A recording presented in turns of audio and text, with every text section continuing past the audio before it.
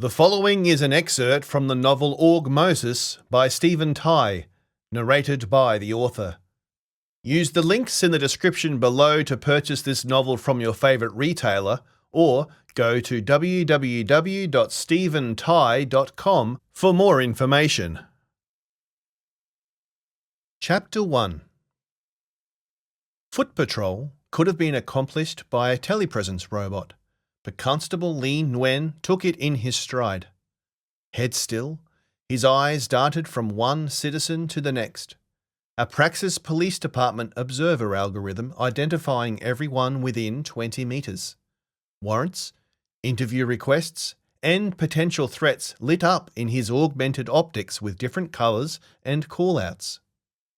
There were roles within the Praxis Police Department with greater responsibility and opportunities for career advancement. But he hadn't joined the PPD out of a sense of justice or adventure. He didn't join because he liked the power that came with the badge, and it certainly wasn't for the politics or the pitiful salary. Instead, he just wanted to serve in the community he had grown up in. Nguyen scanned a group of citizens walking towards him, the network telling him nothing out of order. They wouldn't know he was a police officer. He wasn't exactly undercover, but during surveillance, he was permitted to mask his projection. When he needed to announce himself, he would apply the projection of a PPD officer uniform, which was the fastest way to de-escalate a conflict or get someone's attention. He slowed his pace to clear two citizens seated in an outdoor cafe, bathing in the simulated sunlight emanating from West Praxis's protective dome. He briefly considered stopping in the cafe himself to purchase something sweet, but resisted the urge. His PPD lifesuit was already starting to feel a little tight around his waist. Approaching another outdoor cafe, his scan paused on a group of 3 citizens seated at a table separate from the other patrons. My first hit of the day, he thought. The call-outs in his optics identified the first citizen as Fernando Alvarez, with a public moniker of Atacama. The network supplied his address and listed a past conviction for low-level network hacking. The second, Petros Zymas, identified as Pelias Lolkos, had more recent arrests on suspicion of narcotics and firearms. That told Nguyen he was worth keeping an eye on for now, so he found a seat just outside the alfresco seating for the cafe, near the 20-metre limit of his observer algorithm. Then his attention went to the third citizen. Other than stating his network moniker as Corbik, the network offered nothing else. No name, no residential address, no employment history. It was an anomaly he'd never encountered before. Every citizen in Praxis had a record on the network unless they were too young to have their augments fitted. They each projected simple true selves with rudimentary crafted clothing. By focusing intently on the group and selecting an elevated surveillance option, Nguyen could slightly amplify their conversation above the background noise using his phonics. But even then, he was only able to make out sparse words. "They don't belong on the dock," said one. The other replied, "Why, bits on the side." There was a long pause before the person identified as Corbik said in a clearer voice, "Apparently, you are a distraction." Corbik reached across the table and placed his left hand on Zymas's neck. From Nguyen's position, it almost looked like a sign of affection. Zymas didn't seem to care, but soon his head dropped and his eyes closed. Corbik exchanged a few more words with Alvarez, but Nguyen couldn't make them out. Then they both stood and walked away in opposite directions. Zymas remained slumped in his seat like he'd fallen asleep. Nguyen approached, increasingly concerned as to what had just happened. All life suits contain rudimentary systems to monitor health and preserve life, such as a built-in defibrillator and basic stimulants dosed through the skin.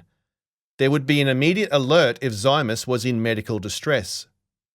Then, the call-outs from Zymas's body that showed his name and identity disappeared. Nguyen had to make a quick decision. There was little he could do to help Zymus. The systems in his life suit would have done everything possible to preserve the man's life. Standard PPD protocol deterred officers from providing first aid to any citizen unless a Level 1 trust relationship had been established. One of the other men, Alvarez, crossed the common some distance away. His projection dematerialized to reveal a telepresence robot beneath.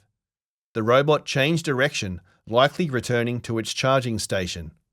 The other citizen with no name, Corbett, had casually walked away to the north past the commercial lots towards the apartment complexes and was now out of sight.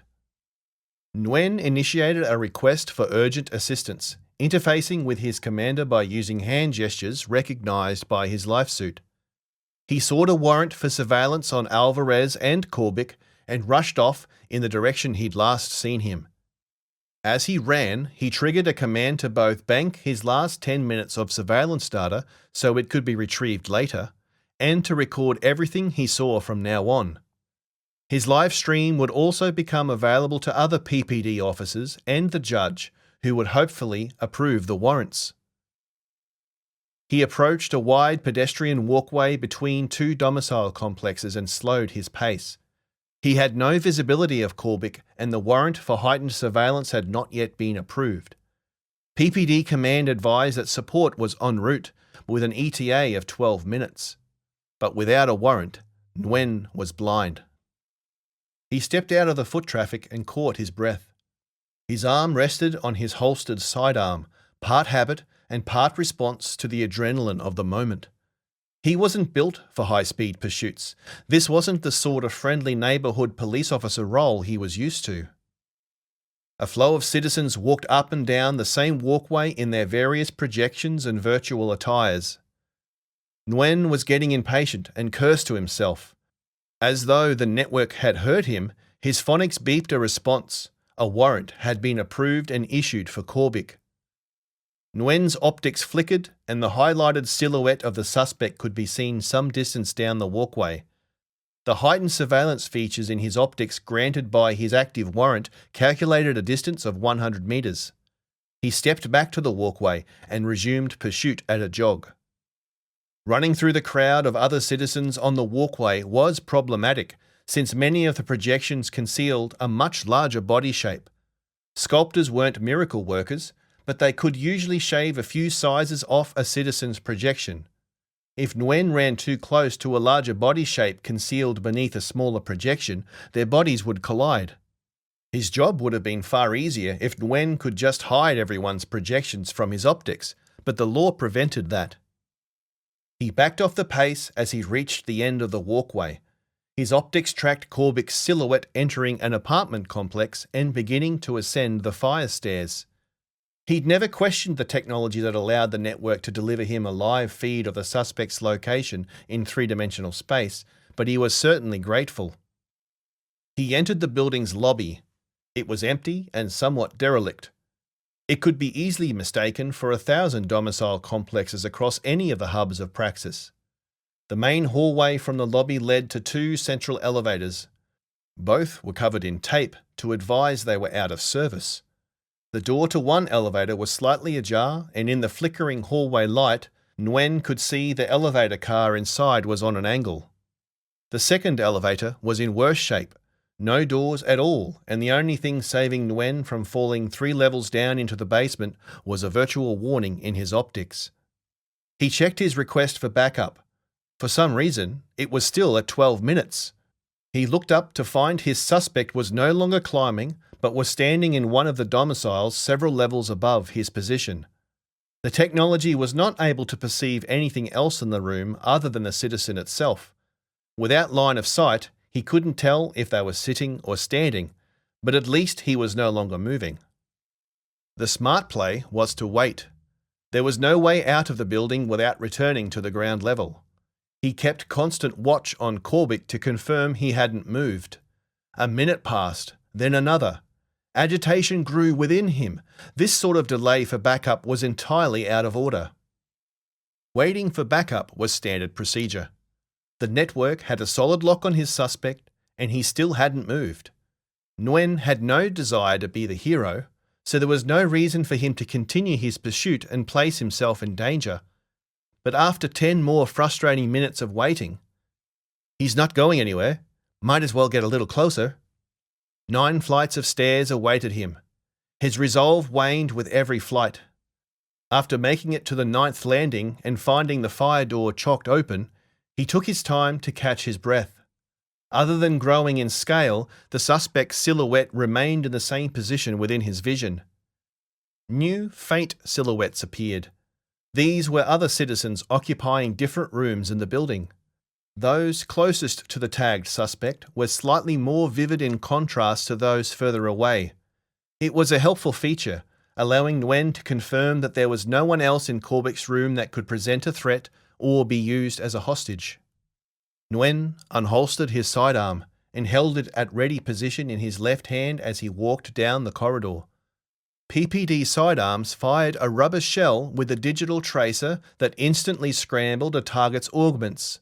One shot to the torso and their optics would phase black and phonics would scream a high-pitched noise until the officer issued a release command. It was a humane way to take down a target, even if it left them with a solid bruise. His PPD life suit also offered him excellent protection from firearms. He'd seen officers walk away from a vintage shotgun blast to the chest. His projection also concealed his standard issue helmet and face visor. All this technology gave Nguyen a tremendous advantage against any adversary and gave him the courage to continue. He closed the distance quietly until he was just outside the suspect's domicile. From outside the door, Nguyen could reconcile the orientation of the doorway with the position of his suspect inside. If he forced the door open, the suspect would be standing right in front of him. He really wouldn't have a better option. "You're fine. You've done this before," he told himself. He checked his PPD feed. Still 12 minutes until backup would arrive. Damn it! That was all the confirmation he needed. With his quarry so close and backup somehow delayed, he made the decision to enter. He raised his firearm to a shooting position and breached the door with a solid kick to the locking mechanism. "PPD, freeze!" he called, bursting through the door. The grey silhouette morphed into the projection of Corbick the moment he had a clear line of sight. He stood before him, unmoving, with a strange expression on his face. On the ground, he called. But the suspect remained completely motionless. This surprised Nguyen so much that he fired his sidearm. It was a good shot, but rather than dropping the suspect to the floor from sensory overload, the projection simply faded out and disappeared in a cloud of pixels. His eyes followed the line of sight to a hole in the opposite wall where the shell was now embedded. It made no sense, but it was a riddle he would not have any time to solve. He felt a cold hand gently clasp his throat from his left side. He began to spin towards his attacker, seeing the scarred face of a man he could only assume was Corbick. He was no longer highlighted in his optics, and the network showed no ID. Nguyen tried to step away to give himself space to fire his weapon, but a sudden tightness in his chest swelled to the point that he collapsed to the floor.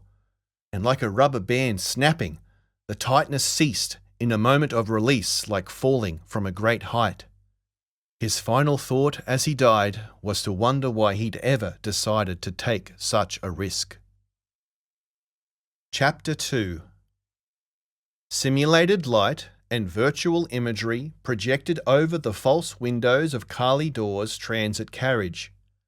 Her seat allowed her to watch the faces of the other travellers joining her on her daily commute from Archibald into the Praxis city circle. Most stared blankly into space, their optics delivering content directly into their retinas. Carli, however, enjoyed observing the variety of human projections as one artist studies the craftsmanship of another. She had the same optics integrated behind her irises and the same phonics embedded into her cochlea as every other citizen in the collective. Together, they painted a virtual picture over the top of each person, a unique personal expression called their true self. The citizen immediately opposite her projected a true self featuring pale skin free of any imperfections. His spiky two-toned hairstyle looked to be a near copy of an anime character from the Content Network. His face had no hint of stubble, in fact no hint of any other hair follicles, pores or blemishes. They'd been airbrushed away, deleted from reality. Such perfection did not exist in the physical world.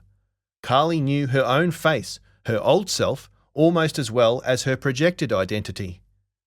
There were similarities, of course. One's old self was usually the raw material upon which a true self was sculpted, but it was little more than the blank canvas on which a completely new identity could be painted. For some people, their projection would remain for the entirety of their adult life. For others, it might be changed or altered almost as often as they changed life suits. An economy of self-expression, it had been called. It was in this economy that Carli had forged her career as a sculptor. She'd sculpted the true selves of CEOs and low-level network stars. She'd even sculpted the projection of one of the overseers. To Carli, it wasn't just a technical process. She also loved the intimacy of the bond with her clients, out of which something truly beautiful could be created. Carli likened it to a second birth for each citizen. Their first birth to the physical world produced their temporal old self, but Carli had the privilege of shaping and sculpting their true self. One passenger's true self was a near copy of an alien villain from a retro science fiction serial. Another donned a feminine projection covered in animated tattoos. The 20 people in her carriage were a microcosm representing the absurd diversity in each citizen's projection that was repeated across the collective. Some citizens wore virtual masks that concealed their projection. Since a true self may have been uniquely identifiable to them, some wore masks to maintain a level of anonymity. Even these had been turned into statements of fashion. The doors opened and a wave of citizens entered and found their seats. One appeared as a muscle-bound, spandex-wearing superhero. Another, a feminine form, was far more subtly crafted, avoiding the temptation to project unrealistically large breasts and augmented lips. One of the new arrivals dressed as a Western gunslinger, sporting chaps, spurs and a cowboy hat. Carli had noticed this citizen a few times before on her commute. She appreciated the quality of the sculpting of the citizen's image as well as the crafted garments and accessories he wore. She heard the rustle of leather and clinking of spurs as he shuffled past, or at least the simulated sound he projected as he walked. Considering he, like all citizens, was physically wearing only a life suit, he certainly did a good job of selling the projection by the way he strutted through the carriage. For a moment, Carli almost perceived a slight aroma of leather as he walked past. This should have been impossible, since animal products had been banned for as long as she could remember, and there were few real animals left in Praxis. Unlike sight and sounds, smells could not be projected into the collective since no biological augments existed to use them. And still, Carli wondered if the scent was truly there, or if the gunslinger's projection had been so accurate that her mind filled in the gaps. Even more concerning was that Carli had no idea what leather actually smelt like. Another citizen found a standing position off to the side. He wore denim jeans and a brown oilskin coat over a knitted white shirt. Carli had also seen him before. His projection was practical and no nonsense. Based on the way he carried himself, she concluded he was probably a police officer. The last person to enter the carriage projected a true self of a short, teenage female, but walked with a stiffness and rigidity Carli suspected was closer to an octogenarian. Realizing most of the seats had been filled, Carli stood to offer her own and received a warm smile in response. The carriage doors closed and the transit began its gentle acceleration to the next station of Elmwood before starting a loop around the Praxis City Circle. Carli would take the first stop at Praxis Grove, where her workplace, New Sculpt, was located. With a series of blinks and hand gestures interpreted by the sensors in her life suit, Carli reviewed her work diary for the day. Her morning would be consumed by an emergency sculpting appointment from a well-paying repeat client, Mrs. Passardi. Her propensity to exaggerate made the appointment sound more ominous than it probably warranted. Her afternoon appointment held more promise, however. The client, Alia Qureshi, had already undertaken a preliminary interview followed by a full body scan. When they met, she would voluntarily deactivate her projection and reveal her old self. From this point, Carli would seek to bond with her client, both intellectually and emotionally, to unearth their true self. Like an artist being inspired by their muse, Carli would begin to sculpt a projection that may bear little resemblance to the original. Her final appointment was a dinner date with Denis Harper, one of New Sculpt's solicitors. She'd only been on a few dates with him, but Carli hadn't felt any real spark. She suspected he was also on the rebound from his previous relationship, someone from New Sculpt's finance pool. A theory confirmed on their first date when he accidentally called her Shannon. She figured she'd give him one final date before deciding to call it all off. She didn't have the patience to waste time on a dead-end relationship. The transit slowed and the carriage doors opened to receive its last group of commuters. More interesting characters entered, including one resembling some form of a teddy bear and another that looked as plastic and disproportionate as a vintage Barbie doll. Carli's optics rendered another traveller's body with only a matte grey silhouette. The risk of granting each citizen the right to craft their own identity included the ability to project a true self that others may find inappropriate. The right of perception granted all other citizens the power to filter a projection for any reason, which might include social, political, or religious rules. In Carli's case, the only thing she chose to block was outright nudity. She appreciated the naked form, but didn't need to see it every day on her morning commute. Text attached to the silhouette's projection confirmed this for her benefit, stating, "Perception filter, sexual content." It was apparent the others in the carriage had no such filter active, as their gaze followed the form the whole way until she found a spare seat. Either the attention was too much for this citizen, or she finally realised she had accidentally left home wearing nothing but her birthday suit, because her projection quickly morphed into formal business attire and her face became fully masked. Carli could not help but chuckle. The final person to enter the carriage wore only their life suit with no projected image. It was an older life suit, with visible symbols to help everyone's optics track the body's movement for a projection to be overlaid. The only thing this citizen projected was a mask over their face, a brown paper bag with characters in bold black lettering, a colon, and an open parenthesis. A retro-style sad face emoticon. Carli had never seen such a projection before, and had rarely seen anyone in public wearing only a life suit and projecting no clothing. She only guessed the citizen's gender based on his height and the tightness of his life suit. He stood facing her, only a few meters away, the mask and its strange face staring at her.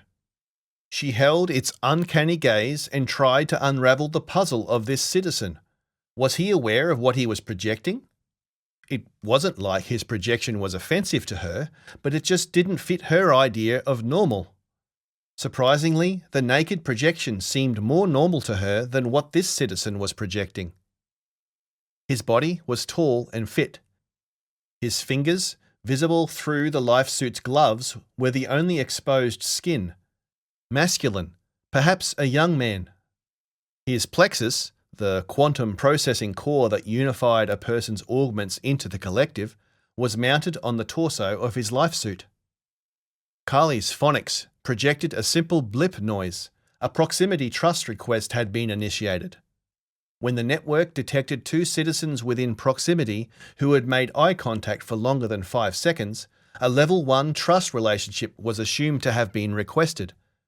Her optics highlighted the man's silhouette over the body with the following call-out. Level 1 trust requested. Citizen Chalcedony. Confirm? Carli knew this citizen would be perceiving a similar projection from her. If she waited another 10 seconds without confirming through a single slow blink, the trust request would time out and disappear, like it was an accident. She could also immediately reject the request with a fast double blink. Carli hesitated. Every sense within her told her to reject the request. But before she could, a new proximity text message was projected into her view with a corresponding notification sound. Chalcedony. You only see what you want to see. What? She thought. With an instinctive double blink, she rejected the request and closed her eyes. What just happened? She'd met strange characters with strange projections in the collective, but this one confused her. She steeled herself, opened her eyes and looked back at the man who called himself Chalcedony. He had disappeared. In the position where he was standing, there was only an empty space. Within a few seconds, the other citizens standing nearby adjusted their position to fill that space, clearly unaware someone had just disappeared. Carli looked across the carriage and didn't see him.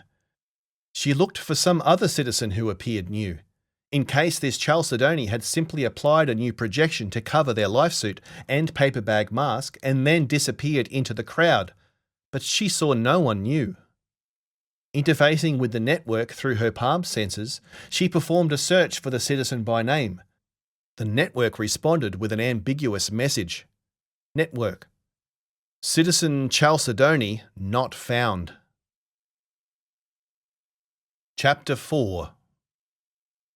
This was the first time Detective Hal Briggs had been an active participant in a meeting of the Council of Overseers. The bill before the council related to the rights of criminals returning to work. He had no idea why he was requested to attend at all. He was one of many senior detectives, and as far as he was concerned, politics was well above his pay grade. "This is someone's idea of a joke, right?" he said. He was speaking to the other people in the physical room he was in, rather than the virtual meeting space for the council. "They asked for a frontline detective, Hal. An expert." Briggs's vision showed only the virtual room of the council, but he would recognise the voice of Annika Hagen, his captain, anywhere. "So this is your fault?" he asked. "On advice of counsel, I declined to answer that question," she said.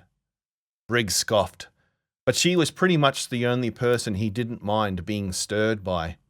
She'd more than earned that right. She was the kind of friend you want on your side before a disciplinary hearing or a rehabilitation panel, something he knew from personal experience. He was posted in the ambiguously titled Network Crimes Division, a catch-all for any crime relating to the systems that made the network and the collective tick. It was a department filled with junior detectives putting in their time before being appointed to more interesting posts, officers being rehabilitated, and officers approaching the twilight of their careers. Briggs met two of those criteria. He fidgeted uncomfortably in his seat. He was physically in a boardroom on the 12th floor of the PPD headquarters, deep in the centre of Praxis Central. His virtual projection was possessing a TEPA in the back row of the council chamber.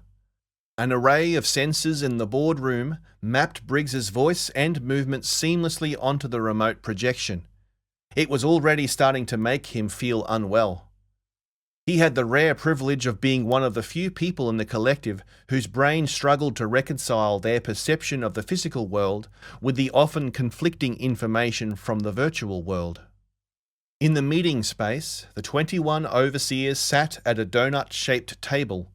Around them in concentric arcs were members of different administrative arms of the collective and petitioners who were to speak for or against any motion raised. A single humanoid virtual presence occupied a seat in the centre of the room. Layered over the top of its skin was the amalgamation of the projections of every citizen across the entire collective at that moment. 6 million true selves were projected as one individual, one consciousness. The citizens of the network are the collective, and in this room, the kaleidoscope of infinite individuality was distilled into a singular physical presence. It would not move, but from any position in the room, it would appear to be looking straight at them. Briggs found it distracting. Any member of the collective who wished to passively participate in these meetings could connect to this single presence to see and hear everything happening in the room. All speeches, arguments, and counter-arguments were posed not to the other overseers, but to this one virtual presence as a proxy for the thousands of people who connected to it. In the virtual space, Briggs was seated next to his indirect supervisor, Deputy Commissioner Earl Moyer, an imposing figure who had cautioned Briggs not to make a fool of himself or the department when he was called on to speak.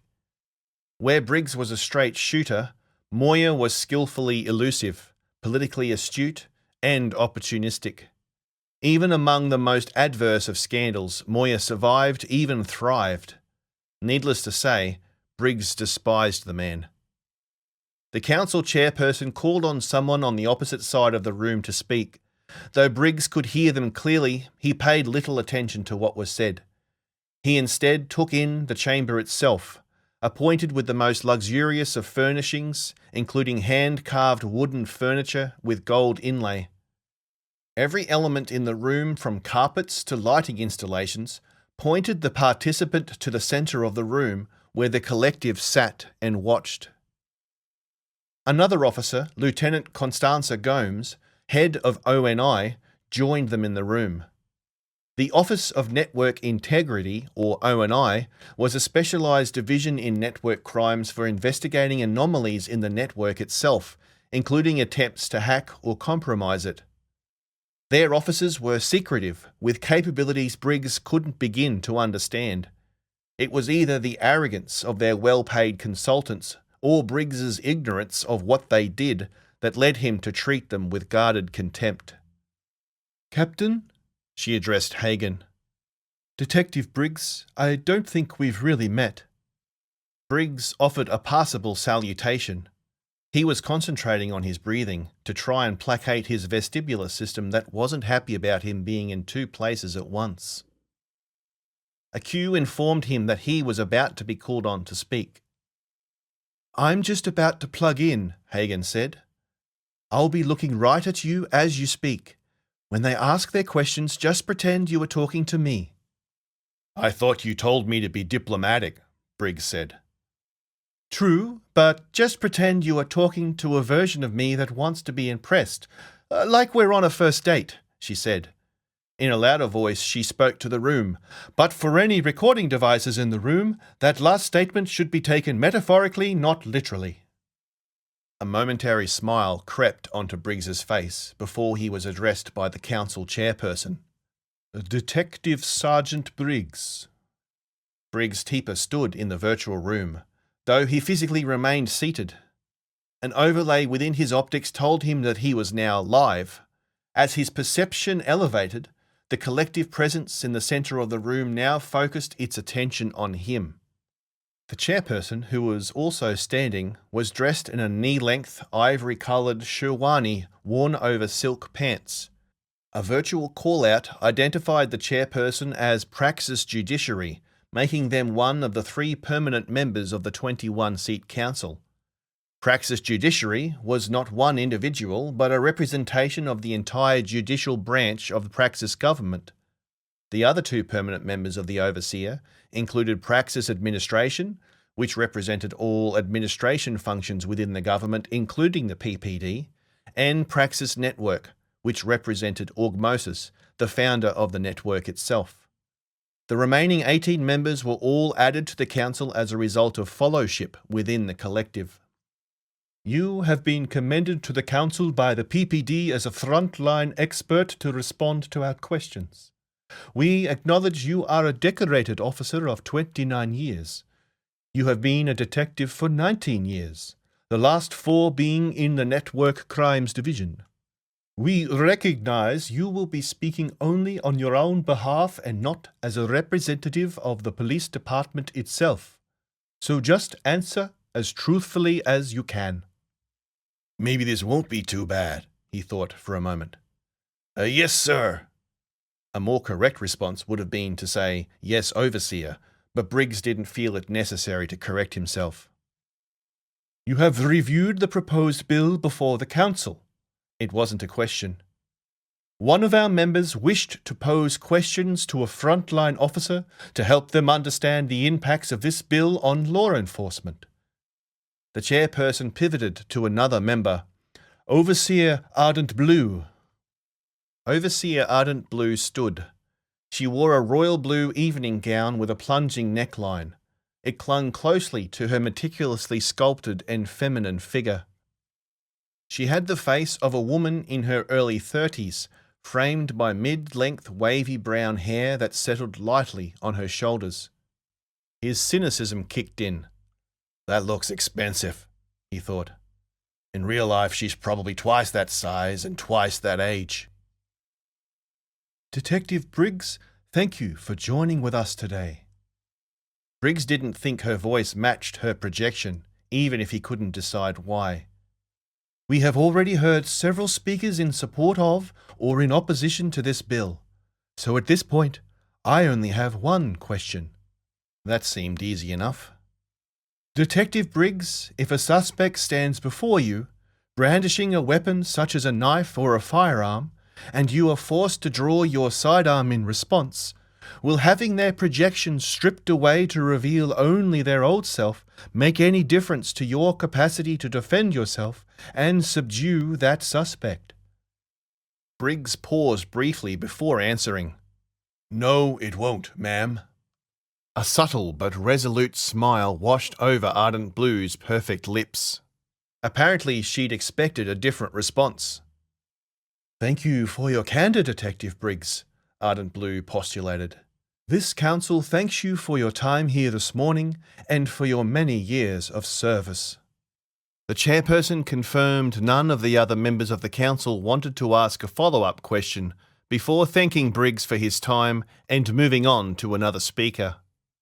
He disconnected from the meeting to find Lieutenant Gomes leaving the room and Captain Hagen staring at him wildly. What the hell was that? What? You said be honest. Besides, I only answered the question I was asked. Briggs knew he was being facetious. That wasn't honest. You're smart enough to know that wasn't the right answer. Look, he said, I don't care if some perp's wearing only his life suit, his birthday suit, or an ape suit. That's not going to stop me from taking him down. But that wasn't the point of the question, she said, rubbing her face as though he'd just given her a sudden migraine. You know I'm going to get my ass kicked for this. He smiled at her cheekily. You still love me, right? Ah!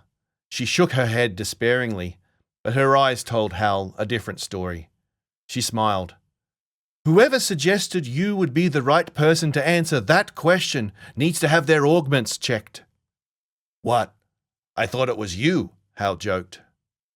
Simultaneously, they each received an incoming voice communication from the network. That's probably Deputy Moyer ringing to revoke my commission, she said. However, when they both connected, it was a different story. This is Detective Carlisle out of West Praxis Homicide, the caller began. Who am I speaking to? Hagen took the lead. You have Captain Hagen and Detective Briggs here from Network Crimes. What do you need? We have 2 homicides, including 1 officer. A pause. Sirs, we believe they may have been killed by their augments. Briggs and Hagen looked at each other before Briggs pressed in. Why do you say that? Well, both died the same way in 2 different locations. Their plexuses had melted to slag through their chest. Sorry to be so graphic. Send me the details. I'm on my way there. Briggs closed the call and stood with a fresh energy. Looks like I've got some real work to do, he said. Hagen nodded. Maybe you ticking off Deputy Moyer wasn't the biggest problem I'll have to deal with today.